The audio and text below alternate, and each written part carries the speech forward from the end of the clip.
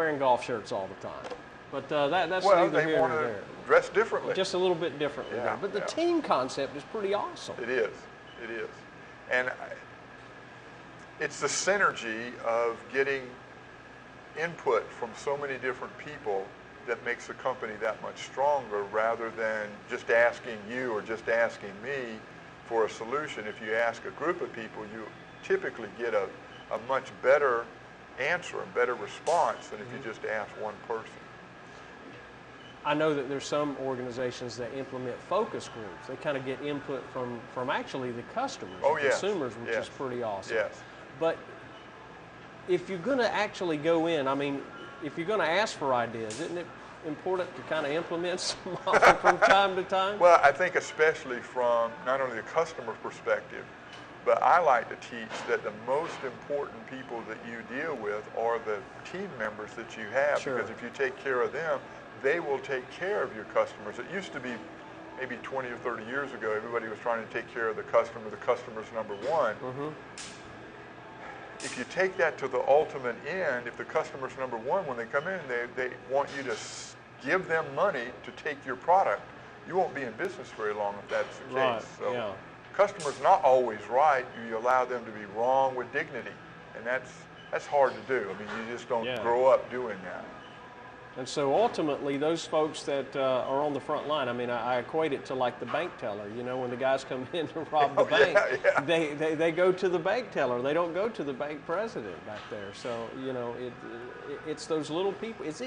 One of the things, you can have the best food in a restaurant, and I've seen this happen. And an employee might just be having a bad day or something, and you get bad service. Oh, yeah. Or it could have been a customer before you, right. and carries over. It carries over, and it's kind of fragile out there when you got your name out there and your reputation. you understand the importance of team sometimes when it's too late. Yeah, it's very sad that you're expected as a server, for example, whether you're in a bank or you're in a restaurant, that you don't have a life outside of taking care of that particular customer. You might have even had a pet die that day, and that would be very traumatic for you. And yet you're expected to carry on as a very cheerful and knowledgeable person, smiling. And that's very, very difficult to do. And yet it's professional. You know what I've done, and we're going to take a breather. I actually locked my door and I hid one day. I was in a bad mood. I didn't want to deal with anybody. I said, I'm going to lock the door and hide. Don't lock the door and hide. Get the book. We're going to talk about something in just a bit. Old coaches never die. We just run out of timeouts. Timeout. I say that all the time to my son. Is it worthwhile? Dr. Ed Cerny is our guest. We'll be right back.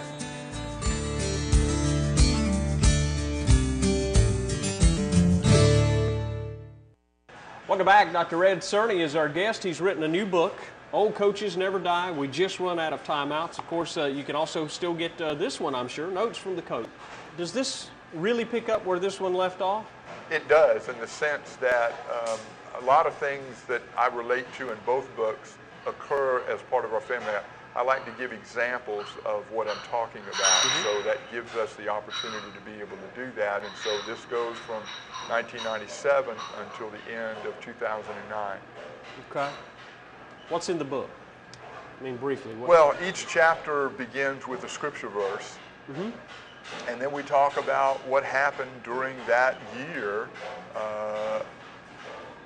whether it was 97 or 2009, and the challenges that we faced as a family or I faced as an individual, whether it was business or personal, and how it turned out.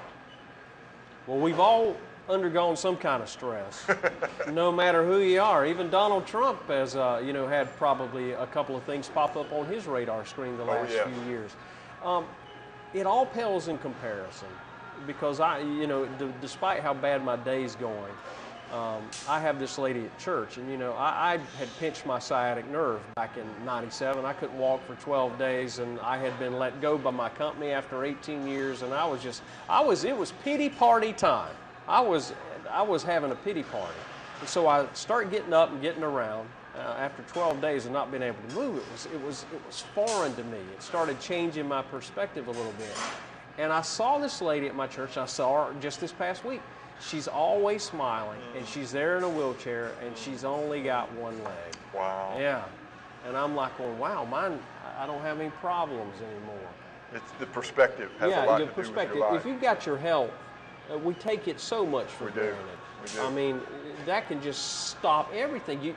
And when it happens, you hear stories, and then when you get to a certain age, you start seeing people, pass suddenly in the paper, and they were doing the same things you were doing. Yep. And what they say, man, stress has got me at work, and you're stressing at work, and then they're gone. Yep. You had some health issues that came up in the last few years. Yeah, last year. In January, I was diagnosed with non-Hodgkin's lymphoma. Still have it, but it's not growing, so I'm very thankful for that. And then in February of last year, wound up with kidney stones. Never had any kidney stones. Our family doesn't have any history of kidney stones.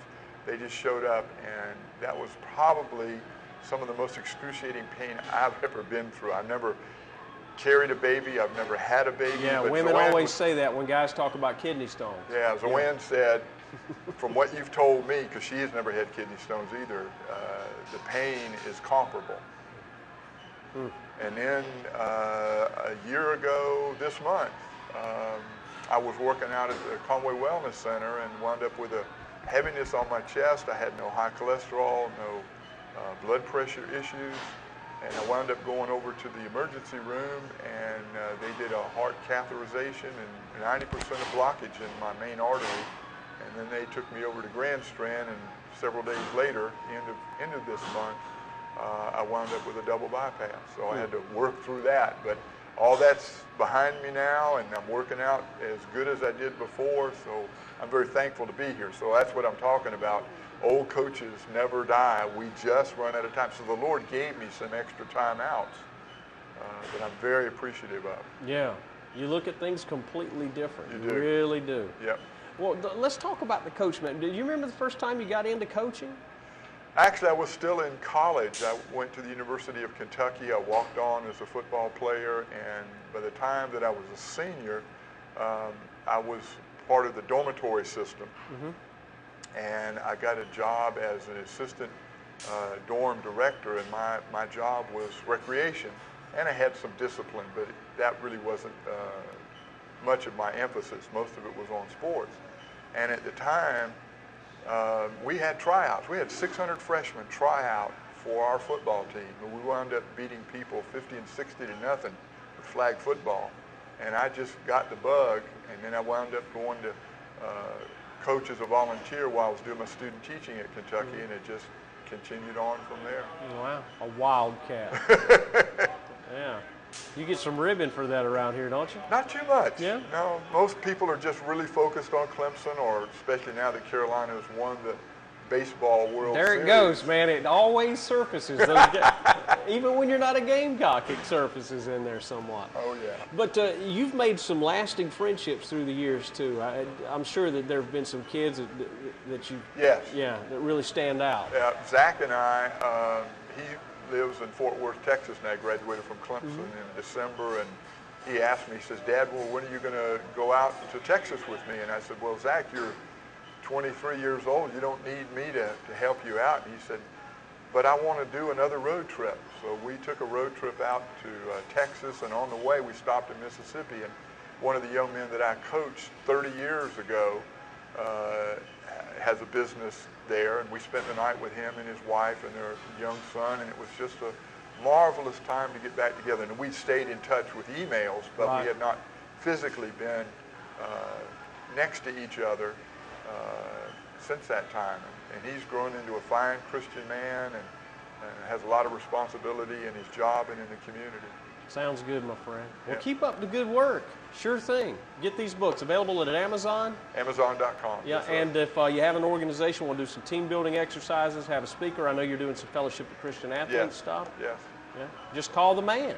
And CoachEd.com or Coach.com is the website. Yep. I just call it Coached. And learn. You learn, and then when you've learned it, you put Ed in there, and it's Learn Ed. Learn. Thanks, buddy. I appreciate it. Thank you so much. Thank you so much. Hey, come back. More River Talk in a bit.